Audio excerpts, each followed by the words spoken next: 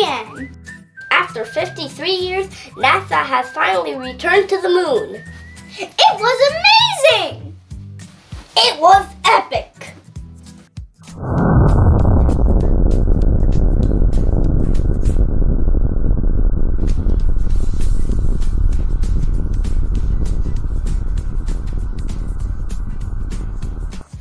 And we were there to see it live!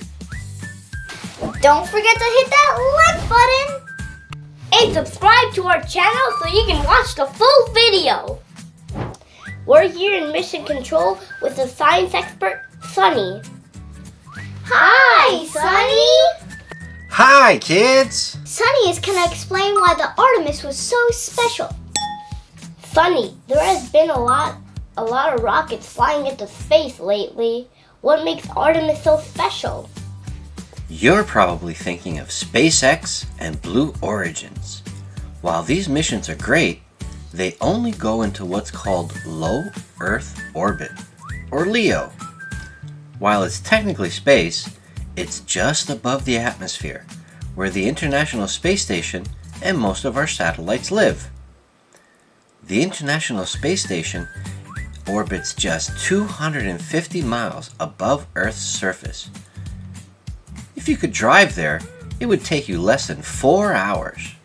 Wow, that's it? It seems so much farther. So if you go 250 miles straight up, there is no atmosphere? Mostly, if we were to shrink the Earth down to the size of an apple, the atmosphere would only be as thick as the apple's skin. So while the sky might seem endless to us humans here on Earth, on the scale of the solar system, it's really, really thin. The International Space Station sits just above this thin atmosphere. But Artemis II didn't just skim the atmosphere.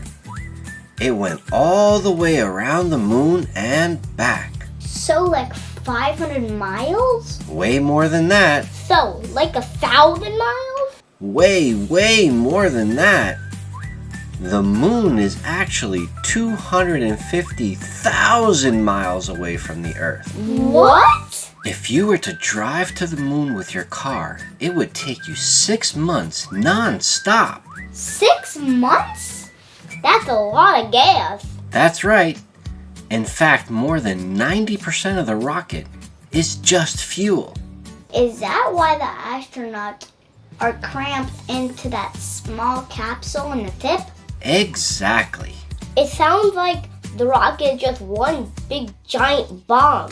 Sounds dangerous. It is, because it carries more than 1.5 million pounds of fuel.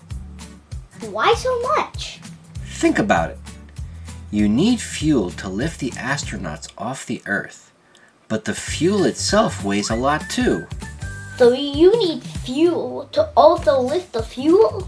Exactly. And then more fuel to lift that fuel? And this is also why parts of the rocket fall off. Once those parts have used up all their fuel, they're essentially just dead weight. So instead of using extra fuel to carry empty tanks around, they just detach and fall back to the Earth.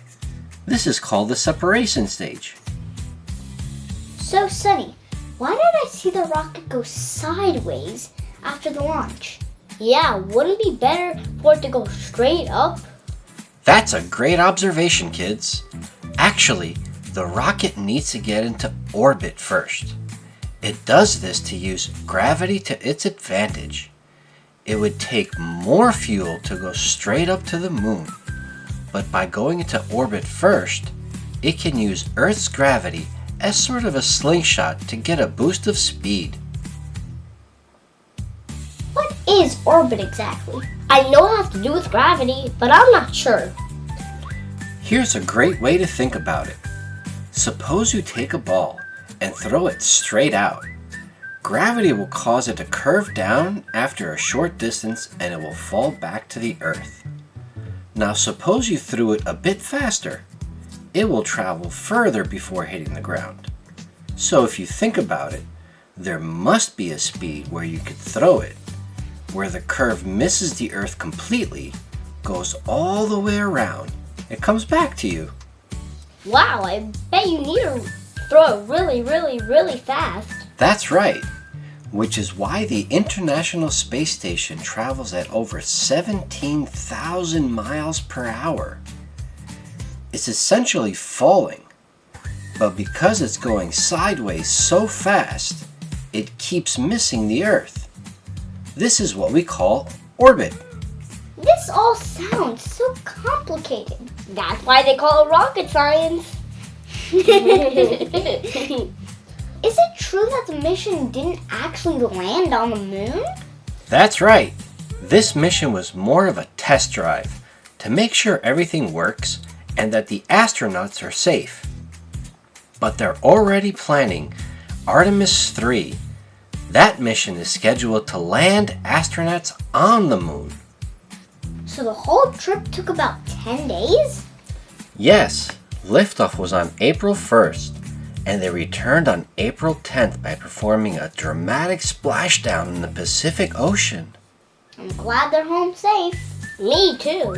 Well, that's all you needed to know about the Artemis II mission, kids. Thanks, Sonny! I really learned a lot. And I'm excited to see the Artemis III land on the moon. I hope you enjoyed our video. And don't forget to hit those like and subscribe buttons. It only takes a second and it really helps us out. See ya next time! NASA has finally returned to the moon.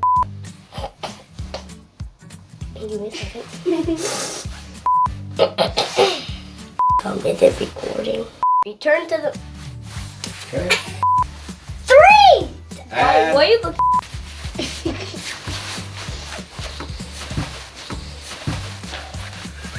6 months? 1 second, please. That's a lot of gas. A lot of gas. Without an That's a accent? lot of gas. Without an accent? Yeah. I did that. Is that why the astronauts are cramped, such a small... It sounds like one... It's like the whole rock is just like one... Sorry. Mm-hmm. I yawned. That's okay. Sorry. Go again. I didn't really like see it separate. Wow, I bet you really need to...